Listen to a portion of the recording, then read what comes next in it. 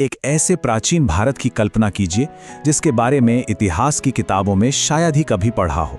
एक ऐसी जमीन जहां सोना खोदने वाली विशालकाय चींटियां थीं और लोगों के सिर कुत्तों जैसे होते थे। सदियों तक पश्चिम के लोग इन कहानियों पर मोहित रहे, पर सवाल यह है कि ये कहानियां आई कहां से।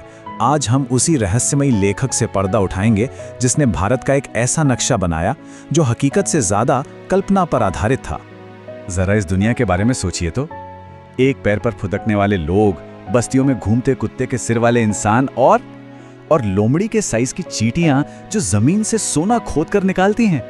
ये सब कुछ अविश्वसनीय दावे हैं जो कभी प्राचीन भारत के बारे में किए गए थे। सुनने में किसी फैंटेसी नॉवल की कहानी लगती है ना? तो सवाल तो यही उठता है, आखिर ये कहानियां आई कहां से?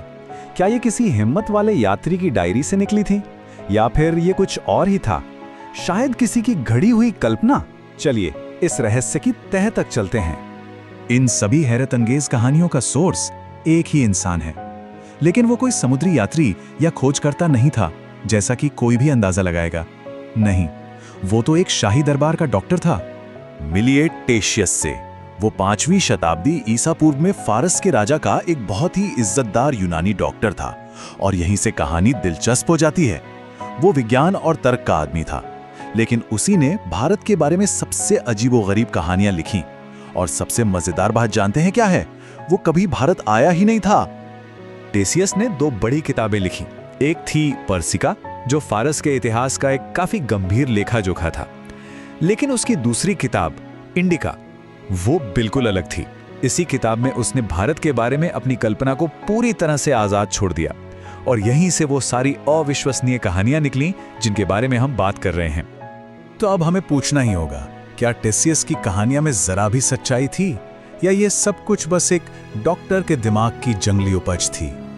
देखिए, इतिहासकारों ने इंडिका को ज्यादातर खारिज ही कर दिया है, और इसकी कई ठोस वजह हैं। पहली, जैसा कि हम जानते हैं, टेशियस ने भारत में तभी कदम ही नहीं रखा। उसकी सारी जानकारी सिल्क रोड पर आने जाने वाले व्यापारियों और सैनिकों की सुनाई कहानियों पर आधारित थी, जो अक्सर बड़ा चढ़ाकर बताई जाती थी। उसकी लिखाई में हर बात को बहुत एग्जैजरेट किया गया है, और फिर ये अजीबोगरीब पौराणिक जीव, इन सब का जिक्र इसे किसी ट्रैवल डायरी से ज्यादा एक कहानियों की किताब जैसा बना देता है। तो इन सब वजहों से इंडिका को इतिहास तो नहीं माना जा सकता। तो सवाल यह है कि अगर उसकी कहानियां सच नहीं थीं, तो हम आज भी टेशियस के बारे में बात क्यों कर रहे हैं? क्योंकि कभी-कभी जो कहानियां सच नहीं होती, वो हमें इतिहास के बारे में सबसे ज्यादा बताती हैं। जी हाँ, अविश्वसनीय होने के बावजूद इंडिका की एक अलग और बहुत गहरी अहमियत है। इंडिका की असली कीमत उसके फैक्ट्स में नहीं, बल्कि उसकी इमेजिनेशन में है। ये भारत के बारे में लिखे गए सबसे शुरुआती यूरोपियन लेखों में से एक है। ये हमें एक अनमोल नजरिया देता है, इस बात का नहीं कि उस वक्त भारत कैसा था, बल्कि इस बात का कि प्राचीन यूनानियों की नजर में दूर की ये जमीन कैसी थी। एक रहस्यमयी, जादुई और अजूबों से भरी जगह।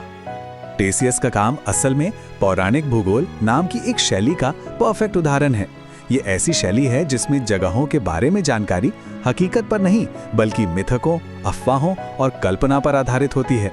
ये हमें दिखाता है कि जहां तथ्य खत्म हो जाते हैं, वहां कहानियां उस खाली जगह को भरने के लिए दौड़ पड़ती हैं, और कभी-कभी हकीकत से भी ज्यादा शक्तिशाली नक्शे बना देती हैं। और ये बात हमें आज के दौर में एक बहुत जरूरी सवाल पर लाकर खड़ा कर देती है। अगर टेशियस की इंडिका अपने जमाने की फेक न्यूज जैसी थी, तो यह हमें आज की दुनिया में इंफॉर्मेशन, मिस इन्फॉर्मेशन और कहानियों की कभी न खत्म होने वाली ताकत के बारे में क्या सिखाती है? सोचने के लिए एक दिलचस्प सवाल है।